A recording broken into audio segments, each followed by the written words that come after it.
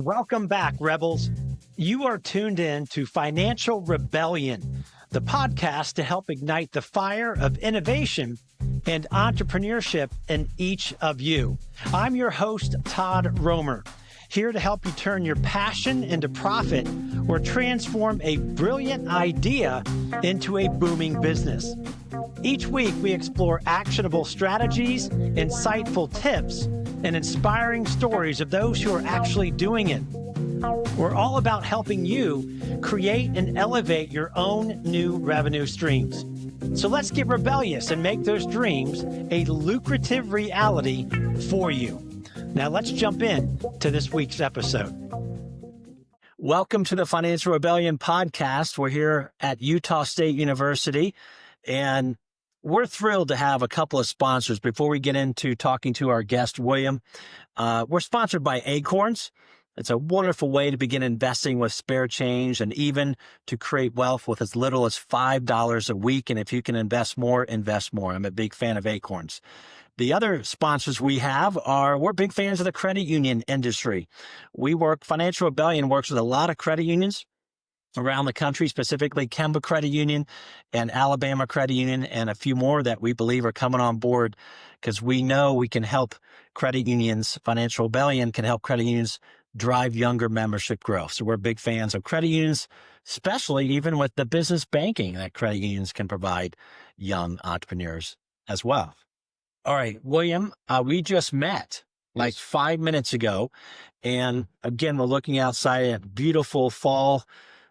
Little rainy, Logan, Utah, but it is gorgeous. I highly recommend. It's one of my favorite states to visit, to speak, because I've spoken here for several years. Really, any time of the year is beautiful here. Okay, so William, how old are you? I'm 19. 19. Tell us more. Well, no, hold on. We're gonna do the icebreaker. We can't forget this. Yeah. Every one of our guests with Financial Rebellion. Tell me your dumbest money move that you've made in, say, the last 24 months. Well, I would say one of the dumbest things that I've done with money is paying employees that I know aren't really doing a great job, but I really needed the help with the employees, and I'm paying them way more than I should be paying them for what they were doing and accomplishing. I ended up losing out on a lot of money. That I lost a lot of clients that weren't happy with the services. And that was probably one of the dumbest money moves. Okay. All right. And then what's your smartest money move you've made in the last 24 months? Well, I'd say it'd probably be the opposite of that. Finding someone who knows what they're doing and has a lot of experience in the field and paying them what I should be paying them to do these jobs. So that's been a huge improvement. It's really changed a lot for me, just having someone that I can rely on, and I'm more than happy to pay them a lot more than like what I was originally thinking I would be paying a technician, a lead technician. Yeah, makes sense. Okay, tell us about your business. What have you done? So, and when did you start it? Okay, I run and operate the Hot Pool Boys. We are a pool and spa service company, so we do anything from the maintenance side of things to repairs and installations. We've been running for about 2 years now. This second season has been our biggest season. That's when I brought on Sheldon. He's our lead technician. He's got 15 plus years of experience in the industry, and he's like the golden boy. Like, he can do anything that I put in front of him. So that's been a huge help. And yeah, we've been operating for, just these last 2 years, but mainly this last season was the big season. Okay, so Hot Pool Boys Yes. and Spa. Is that the full It's name? just the Hot Pool Boys. The Hot Pool Boys. But That's class. That's a classic. We figured we might as well play off the cliche of just like the Hot Pool Boys. Like, of course you see online, you see a movie and there's the mom bringing out lemonade or, like dinner or something. And it's the pool boy with shirtless or something. So we were like, how can we be funny, have a catchy name, but be very serious about our service and how we take care of our clients. Yeah. And so you take care of residential pools, certain residential pools, any commercial. I stay in a lot of hotels with my travels. So literally next to the gym at the hotels is a pool, indoor, outdoor. And I literally saw It's like at 7:30 a.m. It's almost like clockwork at these hotels. Someone comes in and is cleaning the pool, servicing the pool for about 30 minutes before it's quote open. Do you do any commercial? So at this point, I don't do any of the like hotel kind of commercial properties, but I don't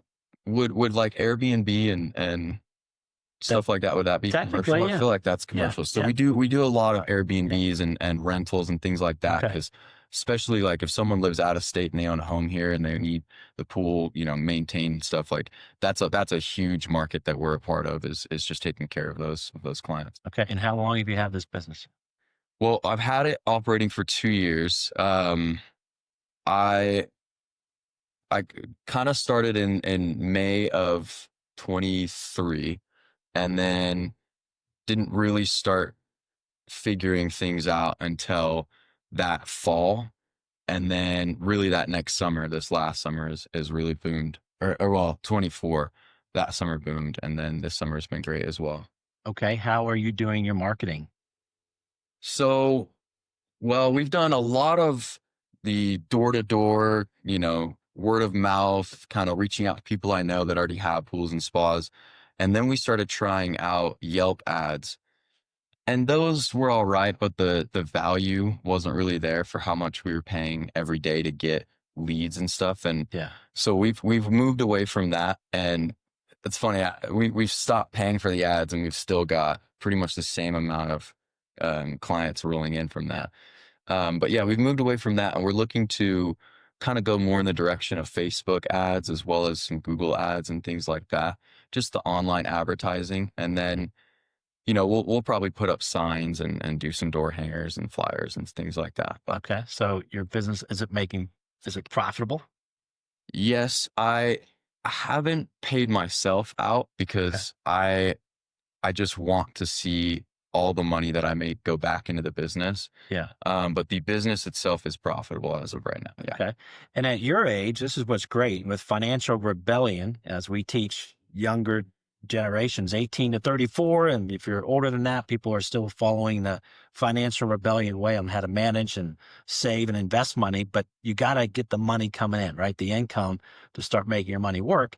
But at your young age, and you're not paying yourself, that's okay, because you don't have, I assume you don't have a spouse or family, children, so to worry about, which allows you to have that really ability to take a lot more risk, if you will, at a young age. So tell me about what's your biggest next step that you want to get your business to? What are you hoping in 6 months from now? Where do you want to be? Yeah. One of the biggest things that I've been working towards right now for the next upcoming, winter, winter season, but also summer season, is I need to find someone who I can bring on to the team as like the lead managing or marketing manager. Just someone who, like I said earlier, with those Facebook ads and Google ads, someone who can manage those and really understands it. Yeah. And then can also run social media pages and things like that, because I'm pretty new to all of that. I'm honestly not really a big fan of social media in general, just personal life, but I know that it's a great asset for business and things like that. So I that's the next biggest step for me, is bringing on someone who can bring in more clients. Cause I feel like I've got the part covered where maintaining those clients. Yeah. Sheldon does a wonderful job, and he's always been really good about that. And so just the ability to bring on more clients to kind of fill his schedule would be the next step. Okay. So take me back to when you had this idea. Why did you want to pursue this? And what did you have to overcome up here to actually start it? Yeah. So I kind of got lucky. I had a friend of mine who he sells furniture. He sells couches and things like that. And he's at this guy's house, and he was telling him, "Hey, I'm moving out of here. Like, that's why I'm selling the couch." And I've kind of got this small pool business running. I've got a few clients. I've got some of the equipment. Would you be interested in buying some of this stuff off me? And my buddy said, "Well, I'm obviously too busy with what I'm doing now, but I've got a friend that I'd like to call." So he called me, and I got in contact with this guy, and there wasn't much there. It was pretty much a couple clients. He's got some of the equipment needed, and I he said that he would kind of show me the ropes a little bit. So I jumped on that opportunity. I went with him for I shadowed twice, and I would say I learned a lot, but I didn't learn anything. I had all this equipment. I could figure out how to hook up a hose to the suction and then put it down into the vacuum. And I could kind of figure that out, and I could skim a pool, but I'd never really understood how it worked. And the hardest part for me was jumping on that. Like, can I really maintain clients' pools? Like, can I be the guy that they put in charge of that? And I struggled for a really long time trying to figure that out. And I would stay up all night watching YouTube videos, just trying to learn how to do it. And finally, it was kind of that moment of like, I was almost just like, all right, I'm going to give up. I'm going to text all the clients that I took on from this guy. I'm just telling them, I can't do it. Like, I'm sorry. And I sat there and I was just like, I can't give up. What's the point of that? What am I going to do? I'm going to go back to just, I got to go find a job at Home Depot, or that's where I was working before. Yeah. I got to go back to a job, Yeah. I hated that. So I was like, I'm going to keep trying, and I'm going to find people that know what they're doing. And so that was that moment where I was like, you know what? I might not know how to do it, but I can find someone who knows how to do it, and I can still take care of those clients. That's awesome. That's really, I think, very inspirational for our listeners and viewers, right? Thank you. You had fear and doubt that comes into not 99% of anyone who wants to start a business, but it's 100% of the time you're going to have the fear and doubt. And then it's about the action you take, your choice. You had two choices, or really one choice, either to quit or to keep going. So and you kept going. So it's turned out okay. And I'm very happy that I kept going, because I might have made a lot of mistakes in the past. I might have lost clients for mistakes that I've made. And I feel like where I'm at now, it's just so, like, I've learned from all of that. And I feel like it's really helped to build our business and our brand to be better and better every time. Yeah. Okay. As we wrap up this podcast interview from Logan, Utah, Financial Rebellion stands for rebelling against traditional financial norms that are not working in America, right? Mm-hmm. With over 75% of Americans that are living paycheck to paycheck, another 10% doing okay. One of the things that we talk about in Financial Rebellion when it comes to managing money is we talk about dreaming differently, overcoming limiting beliefs that you have about money or yourself that's holding people back to be financially successful, and even start investing money with only $5 a week. It's crazy, right? Mm. Some people are afraid to even take that step. So my question to you is more for the listeners. What would you say to somebody who's in that 50-50 mode right now? Like, should I start this side hustle? Should I start this business that I have kind of a passion about? What would you say to them to help them move them across the finish line to simply start? Yeah, I would say, especially if you're young, take risks, because as you get older, it's a lot harder to take those risks. Like you said, if you have a spouse, you have family, then it's a lot harder to go and just, I'm all in on this, I'm going to take a risk. So especially if you're younger, take that risk, because it will pay off. And you also have a lot of time to fall on your butt. If you do, if it doesn't work out, you can fail and then try again at something else. So I think that would be the biggest thing, is just take the risk, take the gamble. You can always try again. Love it. Great. Fantastic. We're wrapping up here.